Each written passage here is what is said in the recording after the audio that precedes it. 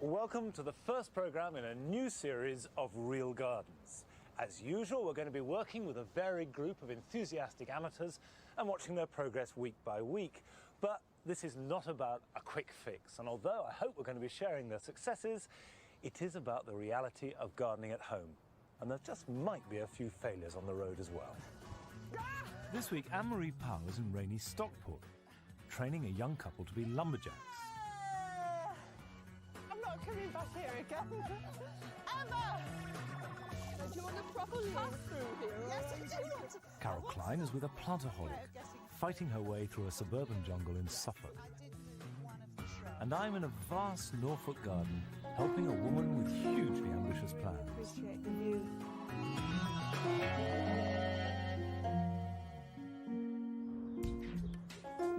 On the outskirts of Stockport is the three-bedroom semi which TV engineer Mike Woodall bought last year together with his fiancée Alison Buckley. They plan to redesign both the house and garden over the course of this summer. The couple grew up on the same street and have known each other all their lives, but they won't live together until they get married next year. And if you think the place looks a mess, you should have seen the garden before they took it over. It's just a jungle. 6 or 7 foot high in weeds. Grass hadn't been mown for 18 months. It was just a complete mess. We want children, and we want quite a few kids. So the garden's got to be practical for that. Alison's a trained chef, so we'd like lots of vegetables, a nice veg patch. Herbs. And colour.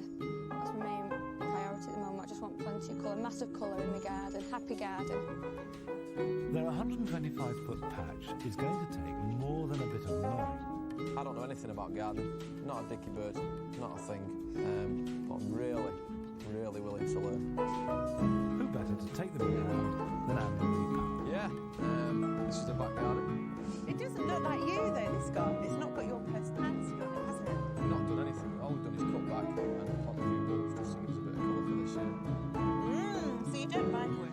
No, we love it. Don't get stuck, can we? Yeah, at the moment you've got this the ubiquitous garden lawn, haven't you, with a path straight down the middle of it, very British. And then you've got these trees, which block this lovely view here, actually.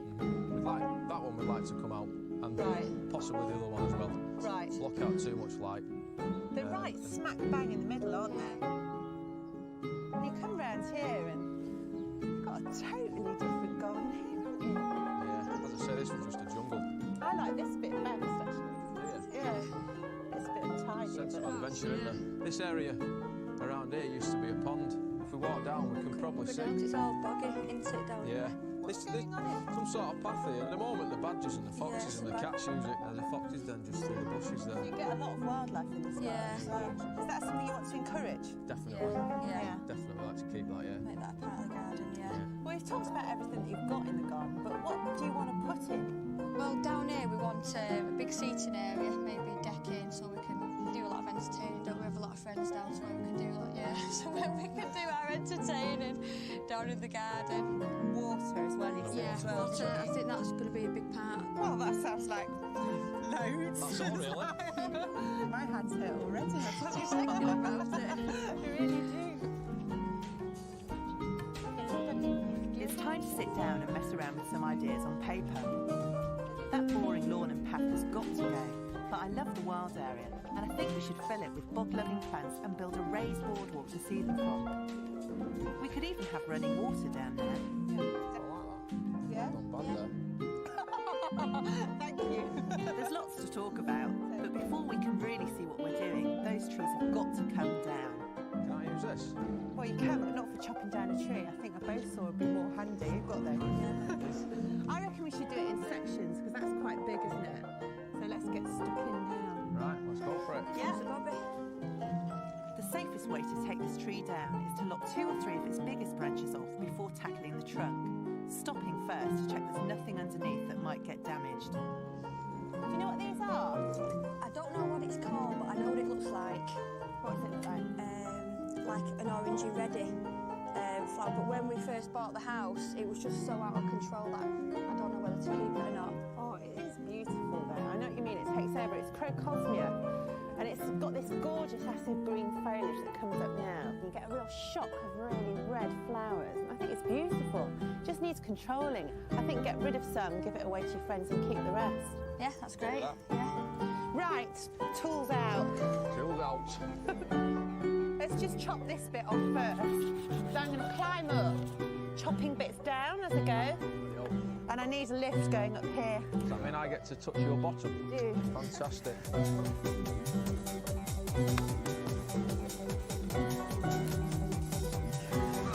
This bit. 1, 2, 3. We're wrapping rope around the first big branch to come down so that I don't have to cut it all the way through. With the ropes, we can use our weight to snap it, and we'll have a bit of control over which direction it falls in. See, now what I want to do is I want to tie it. If I have both ends, I've got control of it, whereas with one, you've no control over where it's going. Sure. Yeah, trust me, I'm a satellite engineer. The most important thing with a job like this is safety. I'm taking care to get out of the way of the falling branch. But if you don't fancy doing a job like this yourself, call in a professional. The three of us can pull this down. Are you ready? While I'm at the tree, this pruning saw is ideal because it only needs one hand, which means I can use the other one to hold on.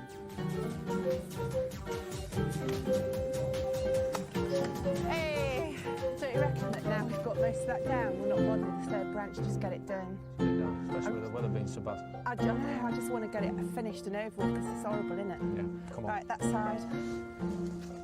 We're making the first cut at an angle on the side of the tree facing up the garden because that's the side we want the tree to fall. Are you ready? You're going to start, or shall I? Ready? Then we cut downwards to make a wedge, which we'll knock out later to make the tree fall in the right direction. We also have to make a cut on the other side, but not all the way through. What do you reckon? Should we give it a go? If you want, yeah. Take it out then. Right. The ropes will do the rest. Look at it move! Keep pulling. 30 minutes later, it's still raining and the tree still isn't down. There we go. Yeah! Oh, that was hard work, wasn't it? I'm not coming back here again. Ever! These trees were far too big for this garden and sapped it of light, moisture and nourishment. Now Mike and Alison can start again with some smaller trees which won't spoil the view. That was much harder than I thought. Look at the state of us! Come on, your face, come here. Like it off for me, Look, darling. there you go. You look much better You've got a now. bit there as well. There you go. But next time, though, it would be great if you could get some more of this back area all cleared up, wouldn't it? Get that old compost bin out and all these piles of scrap that are all around the place, and we've got a real clean start then, haven't we? Yeah, have to get stuck in, won't we? We will, yeah.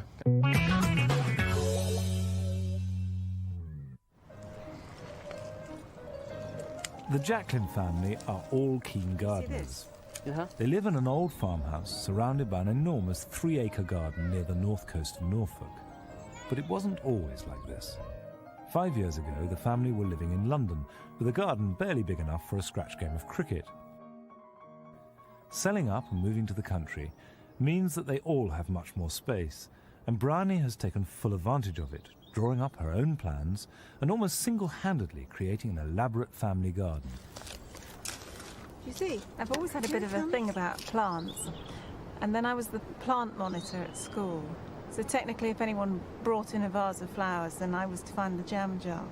But we had bindweed growing around the blackboard and horse chestnut seedlings in polystyrene cups and things, and I was told not to do it anymore. Martin used to be a professional musician, but he was attacked by intruders on the doorstep of their London home and is now severely disabled.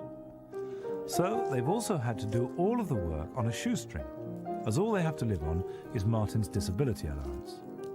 The garden fills a space, I think, in all of us between what we had in London before moving because of being ill, and for the children especially, it's a whole new world for them.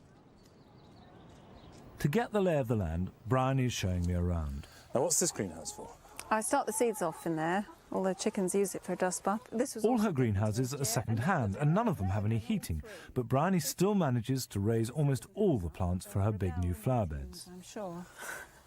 So you've got these beds that you've carved out of the grass. Are you going to keep adding to those? Yes. A la Alan Bloom? Yes.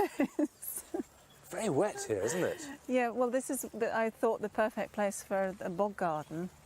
That is official, formal bog garden, Yeah. designated. Yes. It was just part of the grass, but it also it seemed like a nice shape to mirror the pond. Because, I mean, this is not... Bryony has got plenty more plans for this side of the garden, but her first priority is to improve the view from Martin's bedroom window. At the moment, there are 2 lawns, divided by a circular gravel drive in front of the house. The plan is to remove a section of the drive, join up the lawns, and create new border areas on either side. Secret egg. We've got a plan here now. Oh, that's very beautiful. So, we're here, Yep. looking that way. Yes. Drive has to go, curbstones have to go, Yep. border has to go. And all these shrubs, tree stumps, everything, they've got to come out. Fine. And that gives Martin this fantastic view from his window. So that's his room there? Yep. So he can really appreciate the view through even to the top field. Well, that's perfectly possible. What sort of timescale are you looking at? I should think by the end of the day. In your dreams, we will make a start. We'll make a start. And helping us is Bryony's son, Christopher. Are you going to help us? I am indeed. Let's get on with it. We are shifting all the gravel from the area where the new lawn and borders will be, and lifting the curbstone from what was the edge of the drive. Luckily, they don't have deep foundations. Christopher and I can just about lift them out by hand. Meanwhile, Bryony has the less arduous, but no less important task of moving all the little plants that have seeded themselves in the gravel. What's the soil like under here? Oh, I think we need to have a probe. Pretty nasty stuff, isn't it? It's not a good colour, is it? No, not a good colour, not a good texture either. See, it's got a layer of hogging. It's a stone and clay compound, and it goes quite hard. You have to break that up and mix it in and probably add some topsoil or some compost, whatever you've got. Yeah. Come on, Christopher, back to work. Next job is to dig over the soil in one of the new borders so that Bryony can get on with her planting. Now, Monty, I've found a treasure here. Oh, let's have a look. This is a cranberry here, so I want to pot this up. Oh yeah, there it is. There they're coming up. Cranberry cordifolia. Oh look, what I've just uncovered. Can you see it in there? A poor little frog hiding in there, in amongst the cranberry. I've disturbed her, I'm very sorry. That's very impressive. I think it's quite a big one. I don't want to break the roots off. Oh, the ground elder is right in it. Yeah, I think we Do you know need what I'd do? I'd take it out to tease it and out. clean it out. Wash it under a tap. See there, that's the root. And they're whoppers. I mean, it's nicely established, isn't it? But, there you are, look at that. Yeah. That's the enemy. And if you left that in, it would totally swamp it and you'd never get it out. Yeah, sure. That is enough to infest a garden. Ground elder roots will come away easily with a good soaking under the tap, and the best way to get rid of it is to bin it or burn it. Bryony has chosen mushroom compost to work into the new border, as it's cheap and not too rich for her hardy plants which are used to the dry Norfolk soil. I think that if you don't work your soil yourself, you never really understand it at a visceral level. That's one of the reasons I don't like no-dig gardening. Yeah. Because, to me, no-dig gardening is like no-cook cooking, you know? It's half the point of it is to get to know your land, get to know your backyard. Bryony is going to have to finish this job long after I've gone, but at least we made a start on transforming her front garden. We must get this cranberry in today. Right. Well, it's nice and clean, it looks. Yeah, guaranteed. Everyone that comes to the garden, they say, what is that plant? And... Right. Of course, it's perfect for your soil, isn't it? As long as it's got a decent root run and free draining. It'll grow anywhere, I think. But, and, you know, we've got these big cabbagey leaves and wonderful sort of miasma of white flowers. Make a big show. OK, happy? Yep. Good. Smells delicious. After the break, Carol Klein is in Suffolk with a woman whose shrubbery is growing out of control, which is more than can be said for her vegetables.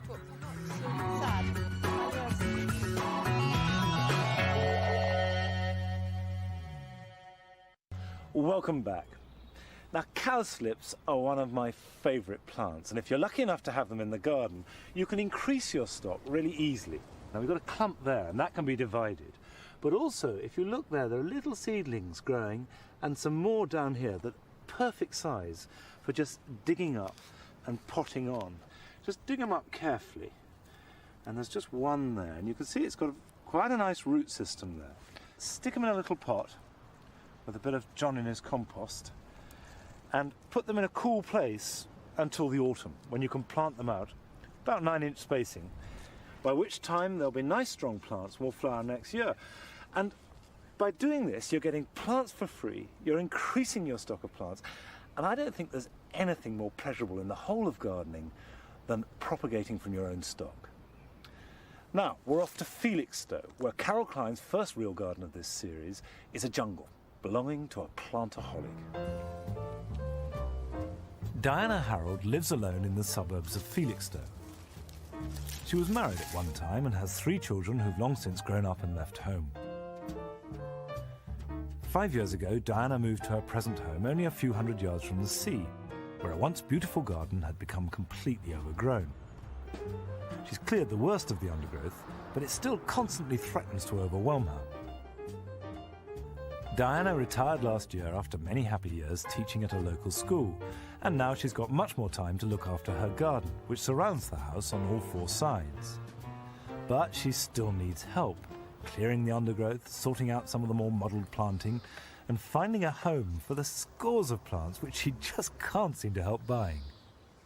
If I go out for a jar of coffee, I come back with a jar of coffee and a plant. I just can't leave them alone. Unfortunately, the garden isn't quite ready for all of them. That's why they're here, standing, looking lovely, but not in the garden yet. Diana is taking Carol Klein round the garden, and Carol can see straight away that the whole of her woodland area needs a lot of sorting out. This is a jungle. Yes, it is a jungle. If you come past this bay and through here, yeah, I really need a walkway all the way through this shrubbery, because in the summer you just can't get through it.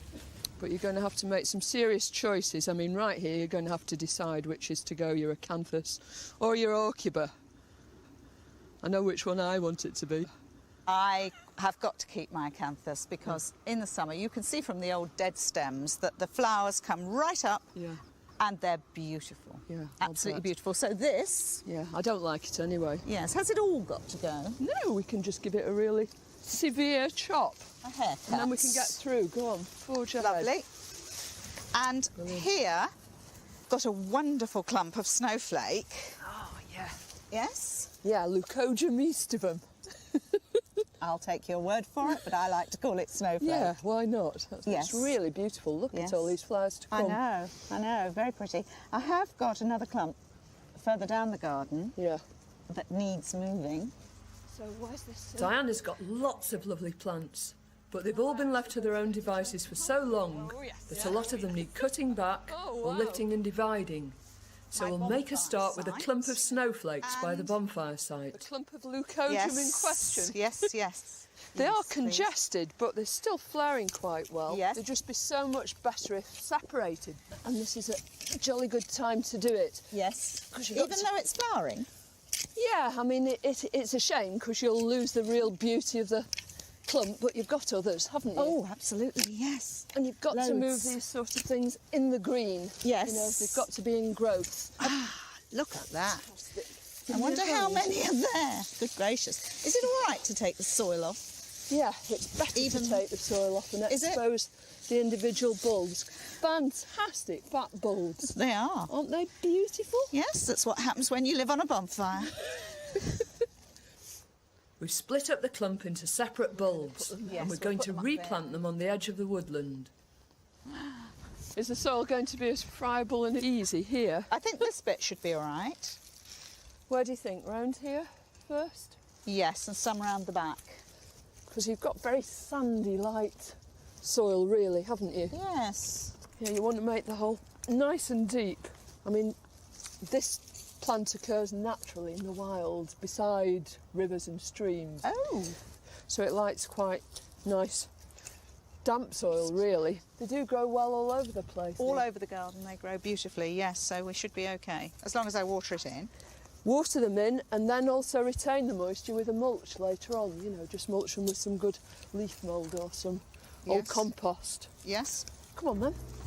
Going to have a go?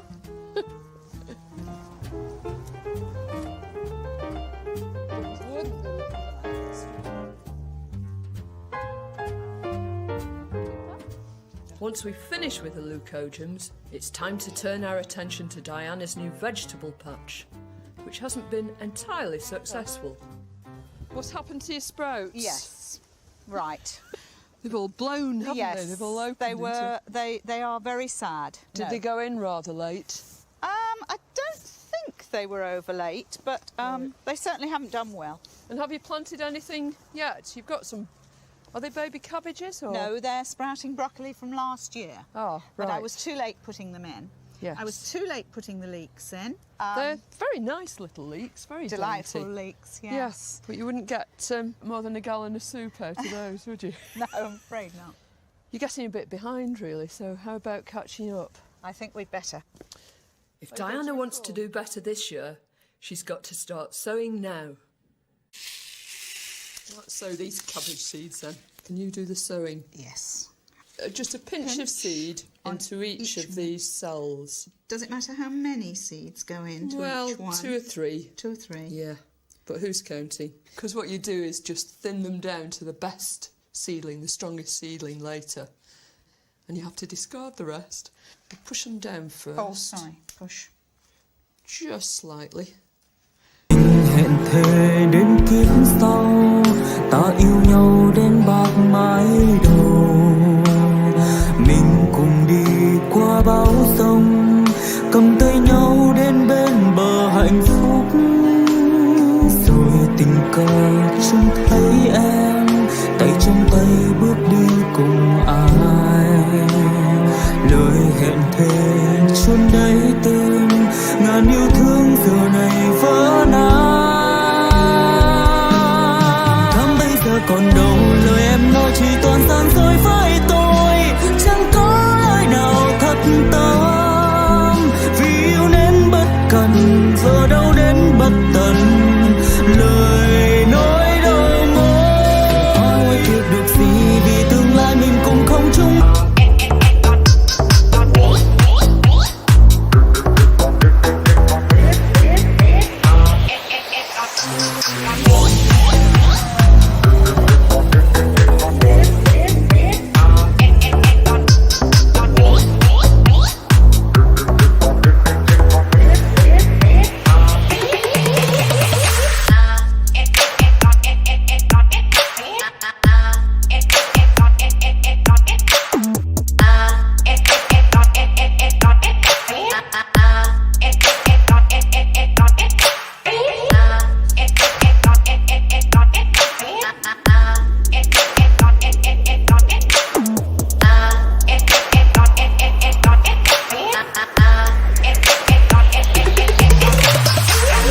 And then just a little bit of the same compost over the top of them. Just a pinch. And then they need to be watered. If you pour some water into the bottom of that tray, because seeds are always better watered from underneath anyway. And when you see the top of the compost is damp, then we'll just pull it out and drain it off for a minute. Right. And then stand it on a nice, cool, very bright windowsill.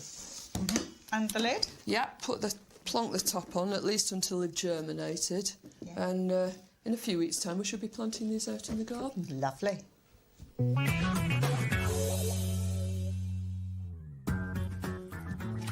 Next week, Carol is going down to Devon, where she joins a couple of police officers who lead a double life as passionate gardeners. Anne-Marie is visiting a young mother who wants to transform her back garden into a children's paradise. And I'm back with Bryony here in Norfolk, continuing the good work. I'll see you then. Bye-bye.